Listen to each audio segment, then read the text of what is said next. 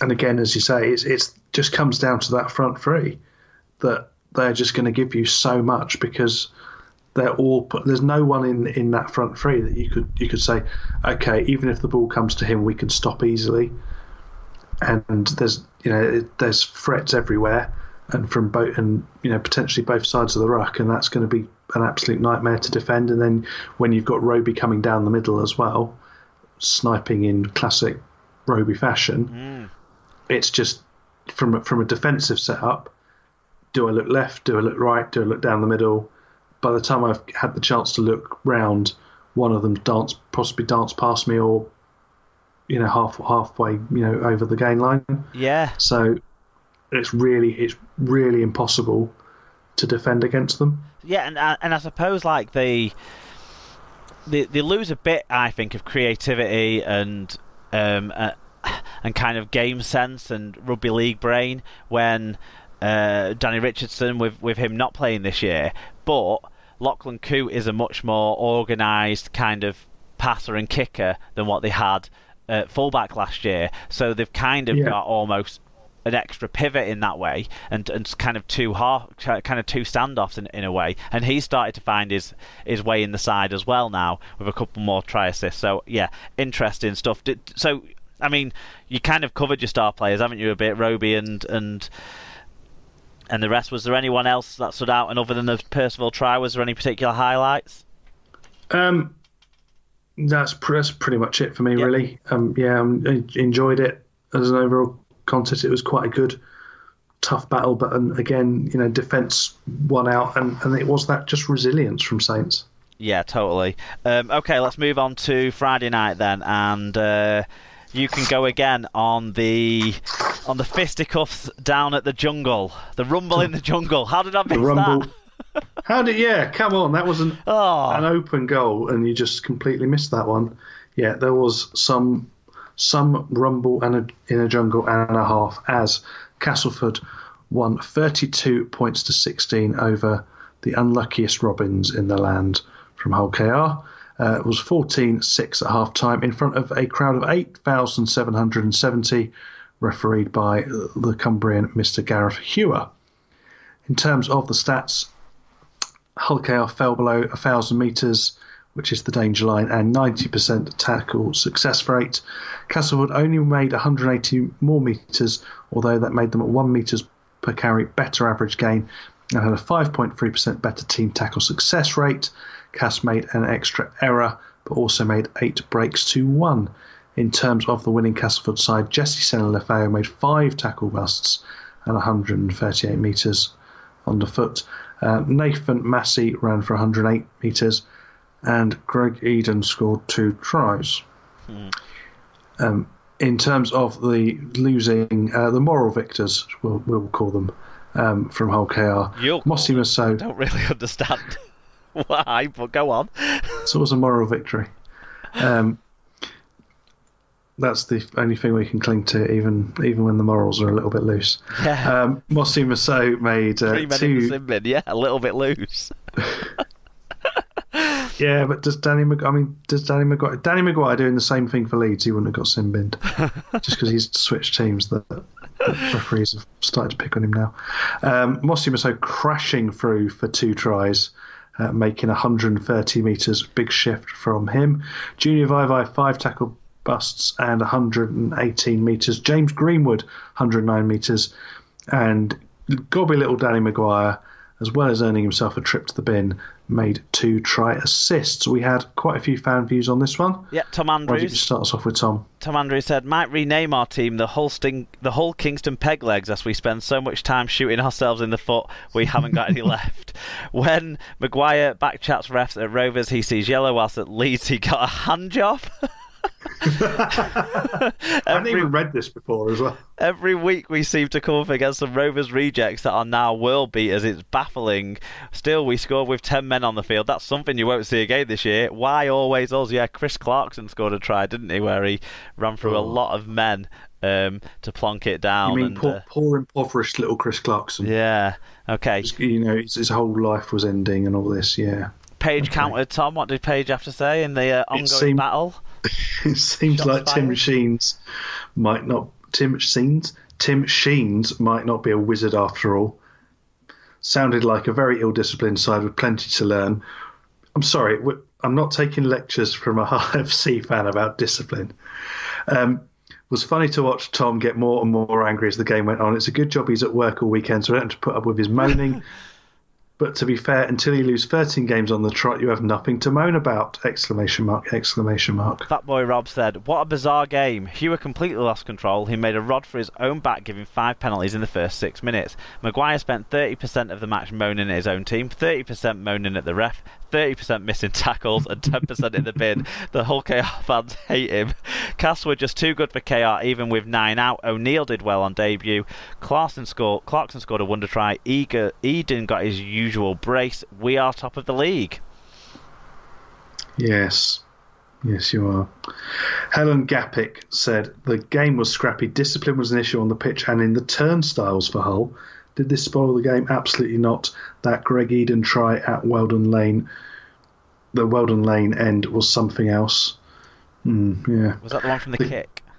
Yeah. It's pretty tasty, Tim. Come on.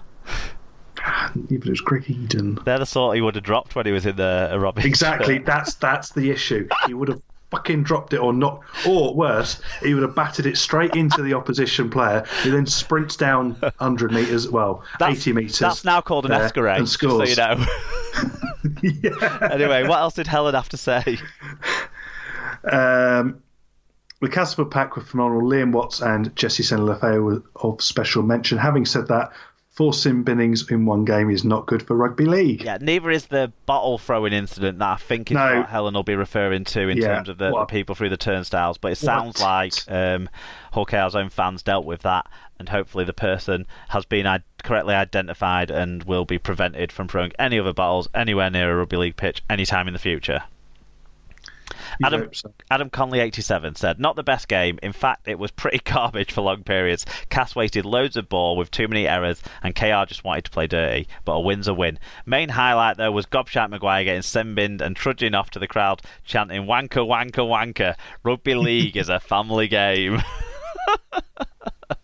So, I'm guessing you won't have seen tons and tons of this, and I'm guessing anything you're going to say that's positive is through gritted teeth. But what did you make of what you have seen and read? Well, from a purely Rovers point of view, and just the defending was blooming appalling. Even though it's not been great this year, all those tries, they are all from poor reads, missed tackles, and just crap communication in defence. And the amount of times they just poured, from the highlights I saw, Cass just poured up the middle with, they may as well have given them a salute and a hand job on the way past, frankly, because they were just coming through like nobody's business. And it was just ridiculous. I mean, if you can concede that Chris Clarkson try, it's Chris fucking Clarkson. He's not exactly a rampaging kind of forward, is he? That marauds over defenders, but... Yeah, he did on this instance. He even tried to drop it, I think, when he got to the line, but managed to hold on. But yeah, that one, and I think was it the Jordan Rankin one as well? That looked really that one was loose. Appalling. That was the one of the early one, wasn't it? It was just awful, and the fact that the only thing we had in attack was Mossy crashing over. That's not a good sign, and I do worry now because I'm not seeing where things are going to come from. If I'm brutally honest, I'm not sure where the defensive solidity that's going to close out a game is and where the dynamic attack that's going to win us anything. And I'm quite worried. Well, it does seem that you are carrying some injuries, and then there's the suspension situation hanging over Joel Tompkins as well. Like, we're still to find out how long he's going to be back. Presumably going on right now. Yeah. So that'll be an interesting one to find out. What about from Cass's point of view then? Was there anything you saw that does deserve credit? I like the James Clare try. That was a good one. I enjoyed that. I like James Clare. That's fine. I've got to say that Greg Eden try, the second Greg Eden try, I thought was brilliant.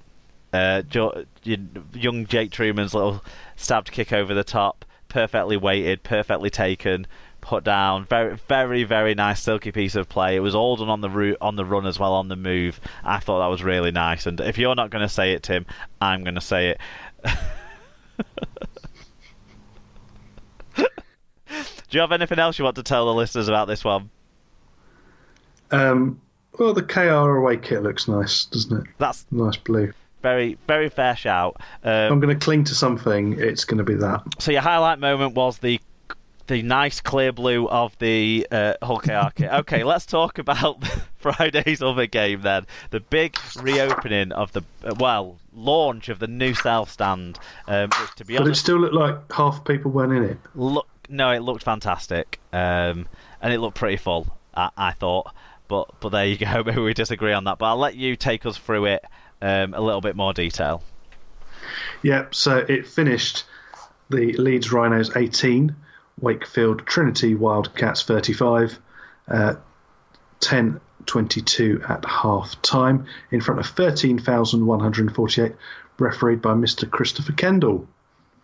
And in terms of statistics, the stats were a little closer than the final scoring margin. Wakefield made 196 metres more than Leeds, although Leeds made one more break and 5 more successful offloads.